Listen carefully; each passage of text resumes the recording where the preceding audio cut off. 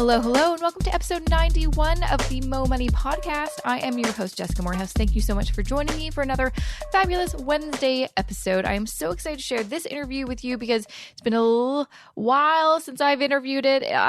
Back before I knew I was going to be full-time self-employed, I thought, well, if I'm going to continue doing 2 full-time jobs, I better get as many podcasts in the queue as possible. And so I recorded a ton in advance. And this one I think was back in the summer, which is a bit crazy because I was listening to the recording. I edited this out, but I was telling my guests that me and my husband had just bought our place, but we hadn't revealed it to anyone. So that was a freaking while ago because we got possession back in August.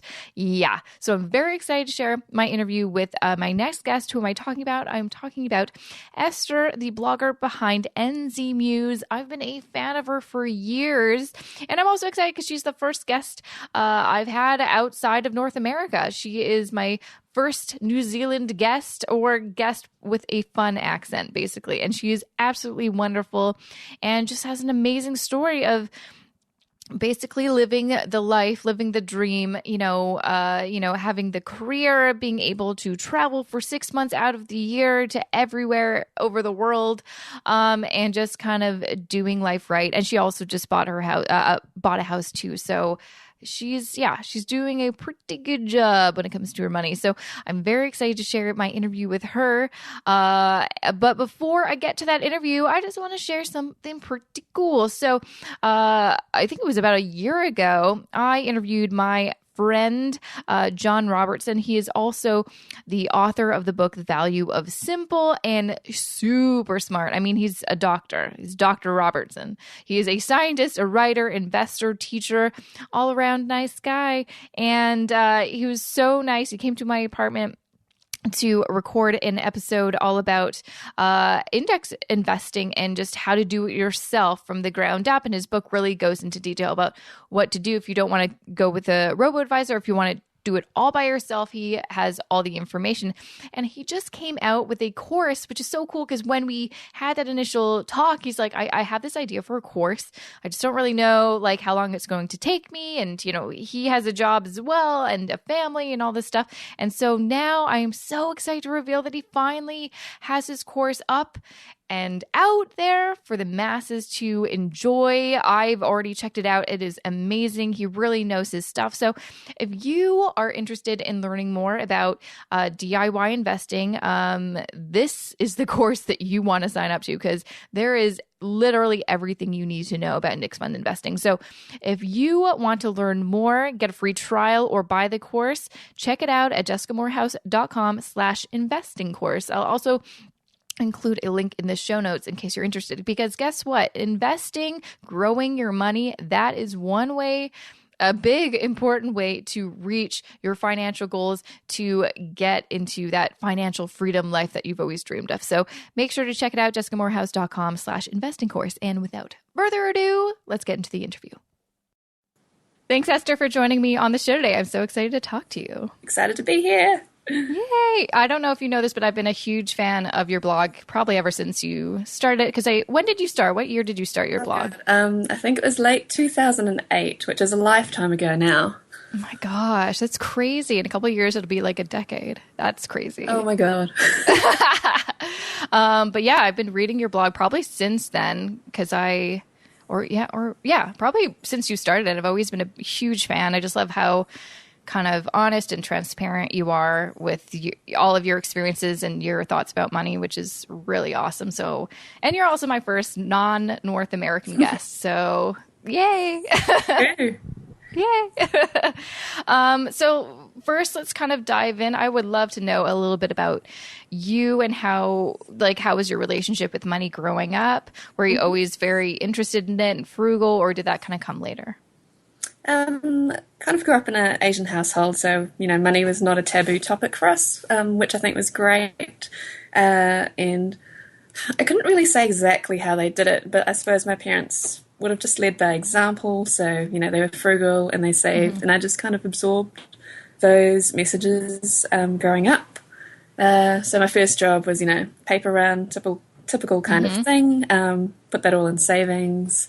When I started to I wanted to buy a guitar and get a few bigger things in high school.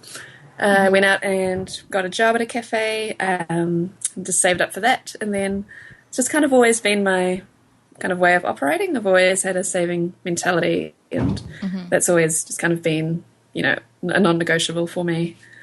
Exactly. And did that kind of help you, I guess, when you eventually went to university and you were able to graduate debt-free? Pretty much. So I was pretty lucky. I got a scholarship that covered all my tuition, so I pretty much only had to pay for things like books and, the other odd things here and there. So I feel really fortunate because student loans are a huge, huge burden for most people our age, and I feel really lucky to have escaped that. Otherwise, I'd still be paying it off now, most likely. Absolutely. Yeah, I know lots of my friends my age are still, I don't think I know anyone my age in my kind of friend group who's been able to pay off all of their student debt besides all the, debt personal finance bloggers out there that don't really count. Yeah, I mean, it's slightly different here because, the student loans are interest-free as long as you stay in New Zealand. They don't start. Oh, really? Until nice.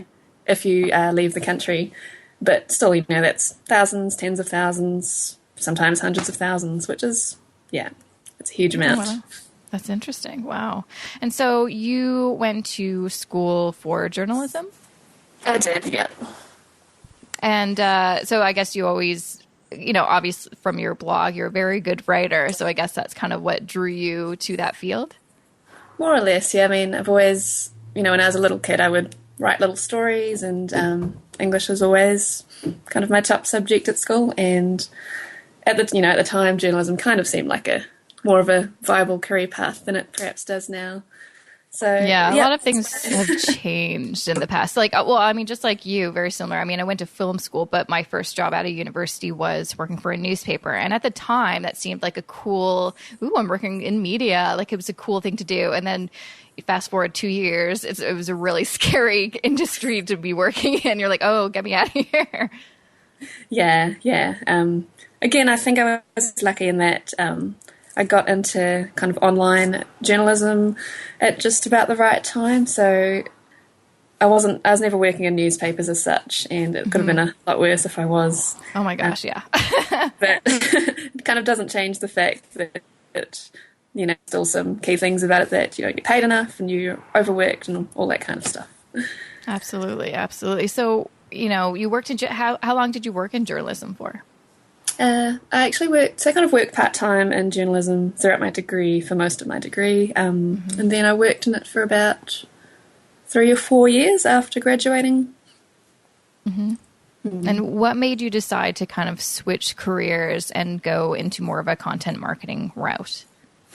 Basically, I started to think, okay, what will I do next? It's kind of looking around at all the publications in the country, thinking about what kind of jobs they had, available or not. And I just kind of didn't see anything that I was burning to do. And so basically I just thought maybe it's time to do something else and, make some more money and actually just have a change, both in terms of, there's the professional boredom a little bit, but then there's also the practical stuff like, what if I want to have a family and buy a house and all that kind of stuff. Absolutely. Yeah, so just started looking around. I was kind of amazed at, I was seeing a lot more jobs on the, I guess, brand side that were very editorially focused, which was cool. And they all paid a lot more, so kind of seemed like a no-brainer to give it a go. Definitely a no-brainer. I think you probably made the best choice. So you made that jump, which seems like a relatively seamless route, which is great. You didn't have to go back to school or rethink, everything you've, all of your experience and everything like that, which is awesome. So, what I'm kind of running, because I have a very similar experience where, I was working in media, not journalism, is more sales or whatever. And then I realized there's no where to go from this. And I kind of know also that I still keep in touch with all the people I used to work with. And the girl who replaced me when I left, 3 years ago now, I think she's still in that role. I'm like, yeah, there really is nowhere to move or any other publications to really go to, especially in Vancouver, which is, a small industry anyway. So, I had to go back to school, and then, then I eventually jumped ship and now work in marketing just like you. And I completely agree that it was a good decision. And also, I know you wrote on your blog that you were able to basically double your salary. Yeah, essentially. Yeah, that's nice. So at what point did you, I think maybe you were still working journalism, or I'm not sure, let me know if I'm right, but you made the choice to take a bit of a sabbatical or a leave from work and go traveling around the world for 6 months. Yeah, that's right. So that was on my second job in journalism. Basically, I just had this burning travel itch. New Zealand, we've got a really strong culture of just going overseas, either doing the backpacking route or actually going and working overseas for a few years. Most people go to London. That's kind of been the traditional route. But that didn't really interest me. London's cool. I've been there now and I like it, but it's just never really held a big draw for me. So I was kind of like, I really want to get out of here. And there's so many places I want to go and see. How am I going to do it all? I kind of mapped out, what would it take if I did just one big trip every couple of years? And I was like, this is a horrifying amount, in terms of money. And also my job at the time, I was like, I don't know if I could swing that much time away just because of the nature of my job. And I was like, started to read, different travel blogs, and I learned a bit more about things like volunteering, and started to think maybe I could actually do an extended trip if I can incorporate some of these things. So that's what I started to do. Worked out ways that we could travel for longer just by going slower and volunteering along the way, and started to come together. And in terms of funding that, I just kept saving, and at the same time kind of ramped up the freelancing on the side. I think I had set myself a goal of earning 10K, and I can't remember exactly a certain amount of time. And I hit that. I think there's a real power in kind of visualizing a goal. This sounds really cheesy, but I had visualized, and I would like to see a balance of $10,000 in my PayPal account. And eventually I got there, and it was really, really cool. Yeah, it's exciting when you have a thought in your mind. You're like, oh, that's crazy. How am I going to be able to do that in that short amount of time? But then when you achieve it, you're like, oh, well, what else am I capable of? Right? Yeah. So that's the coolest thing that you took off 6 months. I need to look into that. I would love to take 6 months off work to go traveling. But it's just, you had this idea in your head that you wanted to do it, and you figured out a way to do it. And I think that's, I don't know, a good lesson just in terms of anything in life, whatever you want, whether it's travel or career or whatever. If you want something bad enough, there's probably a way. If there's a will, there's a way, if they say, So that's awesome. So where did you end up going to? So we spent a couple of months in Southeast Asia. So we started in Malaysia, where I'm from originally. We went through Thailand, Cambodia, Vietnam, all amazing places. Oh, yeah, yeah. And we spent basically the summer in Europe, which was life-changing. Italy was that sounds favorite amazing. country. Yeah, no, that's on my bucket list. Totally. How was Paris? Looked amazing, by the way. Yeah, well, okay. Everyone keeps asking me, how was Paris? I'm like, okay, in general, Paris is amazing. I'd love to go back, but we went the worst week ever because it was the Paris floods were happening. Seriously? So, yeah. So everything was flooding. It rained every single day, and me and my husband got violently ill. Yeah. And there's also a lot of strikes in the city. So kind of all of the bad things that could have happened, but we still made it a really good trip. Just our luck. The one time we take a week off during the year and we never do that. Those things happen. Yeah, exactly. And then we finished up with a kind of a road trip across North America. But there's so much more to see. Oh, I know. There's so much in it. I absolutely agree. It's funny. When I used to live in Vancouver, it seemed like kind of the only places that we're sort of close to go to. We're on the West Coast, which is great. There's Oregon, which is beautiful. There's Washington with Seattle. There's California. Great. But when we moved to Toronto, it just seems like there's more America to see just because you're a bit closer. And like there's New York, there's Chicago, there's all these great places. So yeah, I really would love to do a road trip around the States. I mean, we did kind of do a road trip when we drove from Vancouver to Toronto just because, Canada's very boring to do a road trip. There's nothing. It's just fields. Don't do it. I encourage you to come to Canada, but maybe not. I mean, there's really only a few places to go. I'd say go to Toronto, Montreal, and Vancouver and the Maritimes, and then you're good. Yeah, I'm really quite sad that we couldn't manage to fit in kind of the Pacific Northwest area because I really wanted to go to Seattle, Vancouver, that kind of area. But that'll be a future trip. Yeah, next time. I actually really enjoyed Toronto. I felt very at home there. Oh, really? Yeah, it's a pretty it's a city that's definitely grown on me. I love it now. When we first moved here, coming from Vancouver, I thought it was like such a huge city. Oh, really? Yeah. But Vancouver is a baby city, so. Because you're from Auckland, right? Is that a very big city? Not by world standards. It's our biggest city, but it's still only about, I think, 1.3 million. That's a lot. That's about the same size as Toronto, I'd say. Yeah. It feels tiny sometimes. You do bump into people a lot. And you've only ever got about 2 degrees of separation. It's quite funny. So after your trip, you came back. Did you just go back to your new job, and then that's when you kind of decided to do the career switch? So I went back to my the job I had been working at. So when I kind of made the decision to travel, I decided, look, if they won't take me back, that's fine. I feel confident enough that I could find another job. But they were lovely and gave me 6 months off, and so that's where I went back after. Nice. And settling in actually wasn't too bad. It honestly wasn't too hard to get back into things. And then so we came back in November, and I think I left that job would have been end of April, so I was probably there another 6 months or so. I think it was probably maybe 4 months or so before I started thinking about moving on.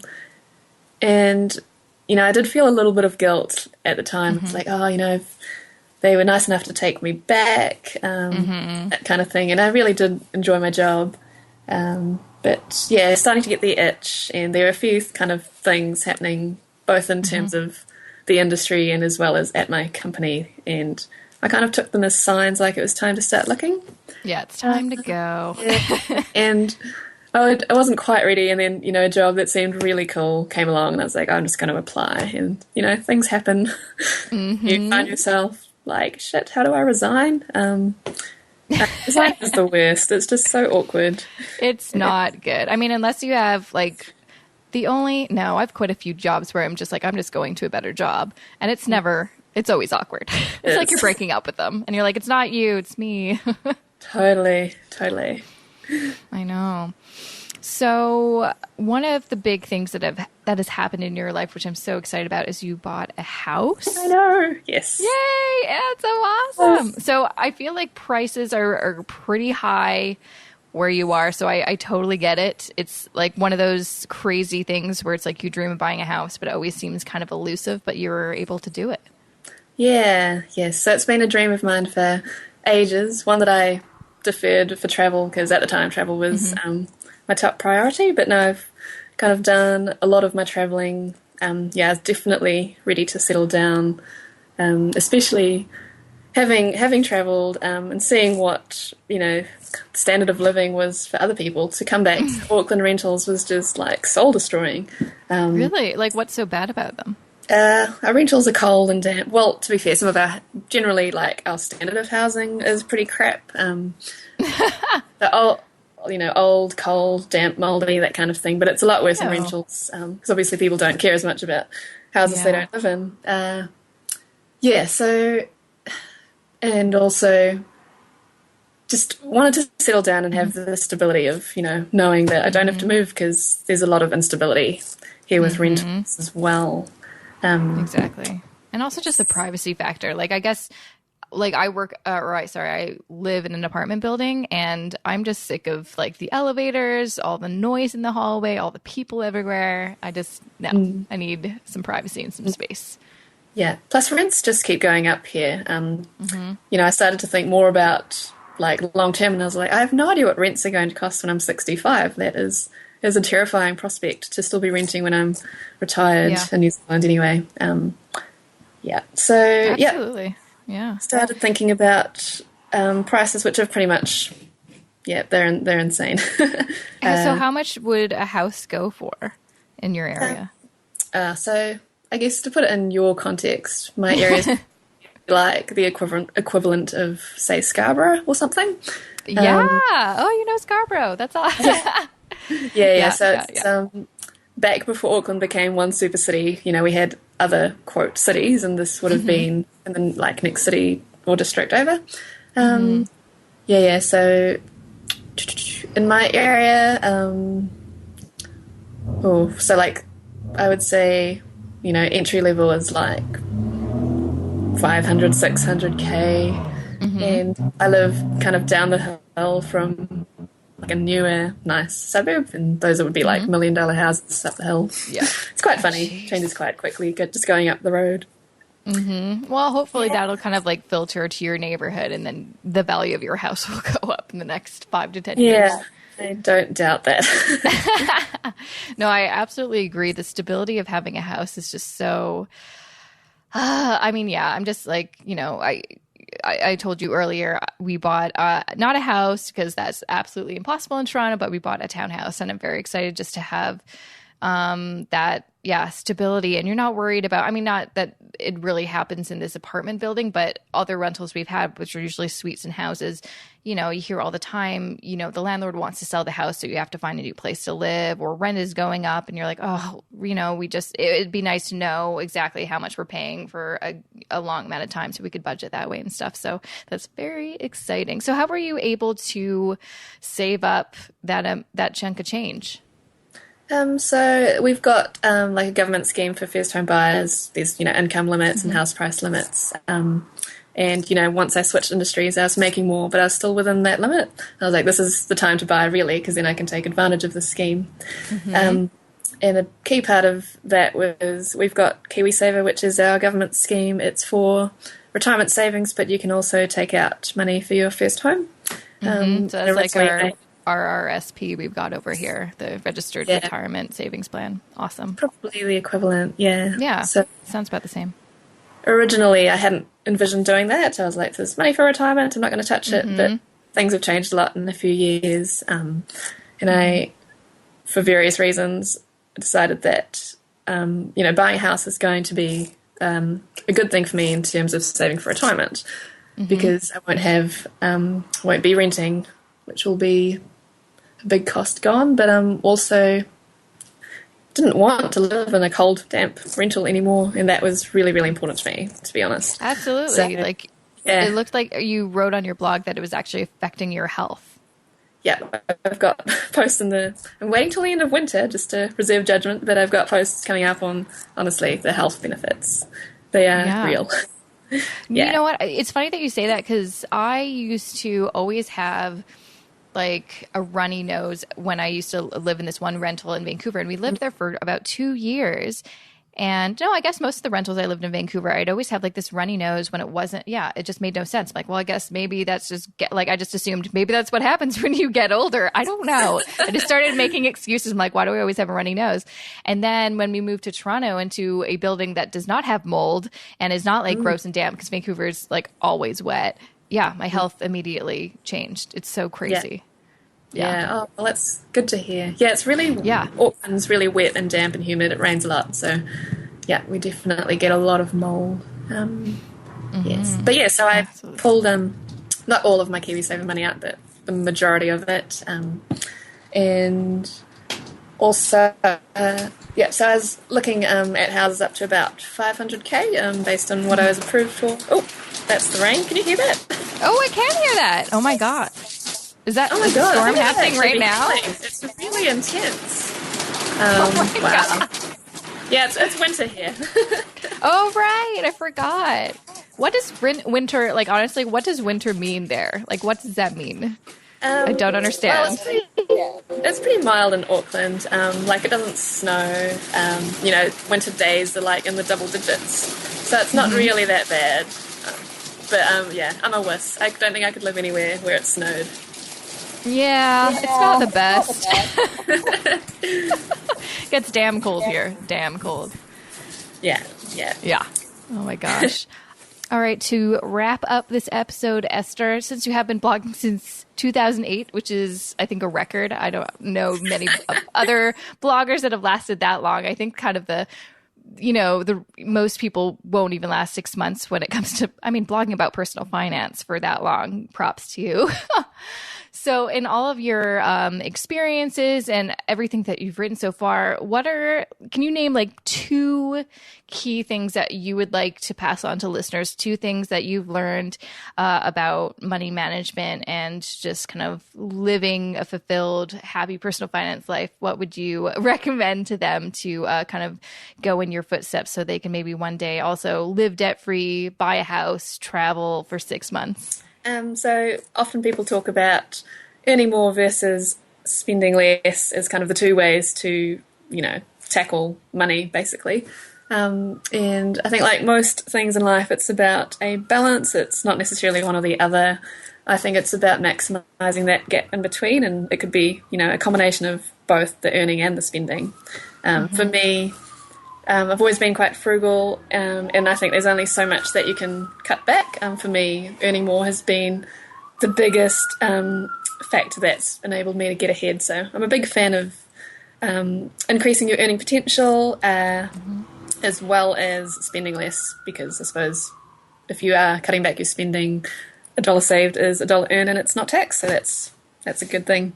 Another thing, I think one thing that I've really learned over the past few years is just the importance of putting yourself first, advocating for yourself, negotiating, standing up for yourself. Nobody else is going to do that for you.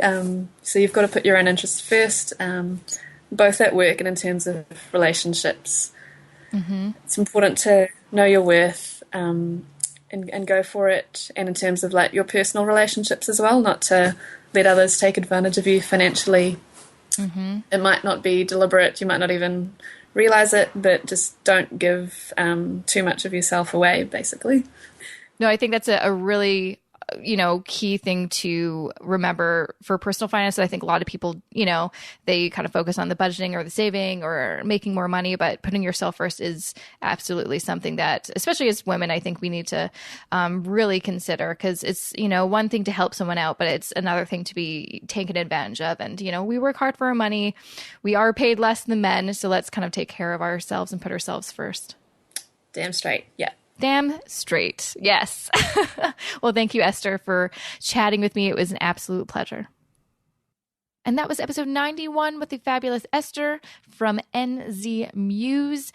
Make sure to check out her website at nzmuse.com or nzmuse.com. I never know which one's the right one to say, but Z, Z, same diff. So nzmuse.com is where you can find out more information about Esther and her journey into financial freedom, and she's just awesome. So make sure to check her out. And like I mentioned, and again, I'm going to include information about Esther and all the things that we talked about in the show notes. So don't forget to check out the show notes, jessicamorehouse.com/91. But I'll also include more information and a link to my pal John Robertson's new course, first course. It's called Practical Index Investing for Canadians. So if you want to do the DIY investing route, you want to pay very little fees but get optimal results, you will want to check out his course. He is the author of the book Value of Simple that really goes in depth about how to do it, but he's created a course to really kind of break it down and just, help you through the process and figure out how to freaking do it. because it's sometimes a bit intimidating. You don't know where to start. This is something that if you really want to get into DIY investing, this is the course you need to check out. So you can go to jessicamorehouse.com/investing course, or just check out the show notes, jessicamorehouse.com/91. I'm going to include some more info and a link to it so you can learn more about it. There's a free trial and a lot more information about it. So, just thought I'd put that out there. I think you might enjoy it. So thank you again for listening. Before I let you go, I've gotten some more podcast reviews that I want to give shout outs to. Thank you so much for everyone who's given me a review so far. All right, the first review I have is from S. Tweeds from Canada.